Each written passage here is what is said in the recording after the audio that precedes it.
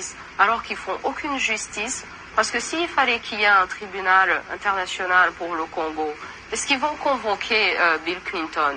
Est-ce qu'ils vont convoquer Tony Blair? Est-ce qu'ils vont convoquer Sarkozy?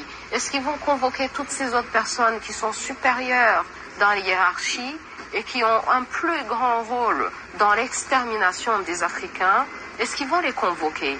Est-ce qu'ils vont convoquer la famille royale de la Belgique, la famille royale de l'Angleterre? Parce que vous voyez comme le tribunal pour la Sierra Leone, où ils s'amusent d'amener la mannequin Naomi Campbell, soi-disant pour qu'elle explique les diamants, alors que toutes les familles royales d'Europe portent des diamants tachés de sang, notre sang, mais qui sont jamais convoqués. Ah, donc, notre justice, la justice africaine, c'est la vérité. Moi, j'encourage tout le monde, tous les gens qui sont impliqués. D'ailleurs, ce que moi, je pourrais conseiller au président Kagame, c'est qu'il devienne un témoin. Parce que la raison pour laquelle ils veulent l'éliminer maintenant et qu'ils veulent l'écarter, et que bon, là, tout d'un coup, ils se rendent compte que c'est un criminel, c'est parce qu'il en connaît trop. Alors, qu'il devienne un témoin et qu'il dise la vérité et qu'il dise le rôle de toutes ces grandes puissances qu'ils ont eues.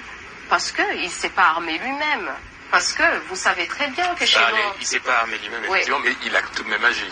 Il a tout de même, entre guillemets, du sang sur les mains, ou du moins c'est ce que le rapport, ce rapport des Nations Unies, du moins, on va dire, écrit. Oui, c'est ça. Mais comme je vous ai dit, on profite de la souffrance et de la douleur des gens. On vient, on vous prend, vous êtes un réfugié qui a vécu à l'extérieur de votre pays pendant une vingtaine d'années. C'est sûr que vous voulez rentrer chez vous. Et on vous dit, ah, tenez, si vous allez massacrer tous ces gens, on va vous mettre au pouvoir, on va vous supporter, vous allez devenir président, on va être derrière vous. Vous voyez, mais sans aucun intérêt pour votre peuple. Parce qu'après tout, c'est qui meurt dans ces conflits? À la fin de la journée, il faut qu'on se rende compte que c'est nous qui mourrons dans tous ces conflits et qu'à la fin de la journée, les puissances, eux, ils sont à Londres, ils sont